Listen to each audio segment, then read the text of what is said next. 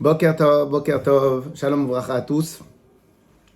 Donc, la question du jour était pourquoi nous prenons des mets faits à base de lait pendant Shavuot. Alors, on va prendre la première réponse la plus connue.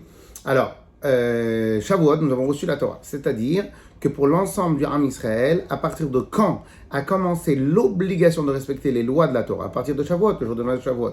Et nous étions devant un problème. Le problème, il est que cela voudrait dire que, première raison, donc c'est une sous-raison, première raison, c'est que manger les ustensiles que nous avons, ils ne sont pas cachers, tout simplement.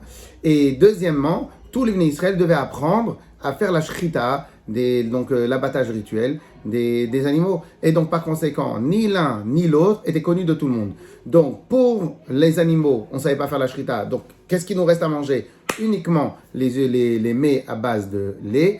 Et deuxièmement, étant donné que nous avions des ustensiles qui n'étaient pas cachers, et le lait se mange de manière générale froid, et donc c'est la seule chose qui nous restait de possible de consommer tout de suite dans l'immédiat, et pouvoir consommer dans l'immédiat, donc le jour où nous avons reçu la fête de Shavuot. Donc ça c'est la première raison, parce que tout simplement les mitzvot ont commencé à partir de Shavuot, et donc on n'avait pas d'autre choix que de manger des choses que la cache-route était facile à avoir. Deuxième raison très intéressante.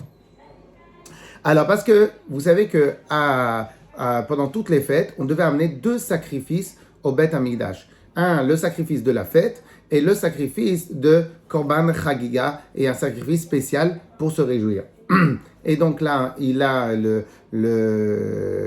commentaire nous dit que de la même manière que le soir de Pessah, nous avons le zroa, donc l'épaule d'agneau ou le cou de poulet pour les Ashkenazim, on a la soupe, et on a l'œuf à gauche qui représente le deuxième sacrifice que nous devons faire. Et bien de la même manière à Shavuot, on va manger 2 sortes de repas totalement différents pour se rappeler des 2 sacrifices que nous devions avoir. Donc ça aussi c'est une raison un peu moins connue et très intéressante. Alors, troisième explication qu'on pourrait donner.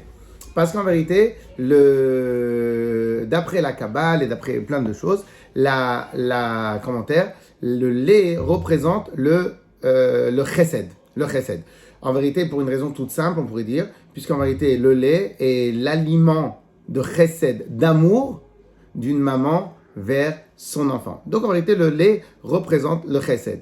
Et là, on voudrait rappeler qu'Akadosh Baruch Hu nous a donné la Torah avec grand chesed, avec une grande bonté, c'est-à-dire que c'est une chose exceptionnelle que l'Arm Israël a eu droit, et donc on veut rappeler ce principe-là. Alors maintenant, il y a un petit rachetevot, un petit initial sympathique à connaître. Il dit comme ça, les hagid baboker chazdecha, les hagid baboker chazdecha, de répéter, de rappeler, de mentionner le matin, chazdecha, ta gentillesse à toi, Kadosh Baruch Hu, ta bonté. Et donc les hagid baboker chazdecha, si vous prenez les premières lettres, les initiales, chazdecha c'est chet, les hagid c'est lamed, et baboker le matin, chazdecha c'est vet. Ça nous fait chalav, le lait. Et donc ça nous rappelle que Akadosh Baruch Hu nous a donné la Torah avec chesed, avec bonté, avec bienveillance. Et donc ça c'est la deuxième raison.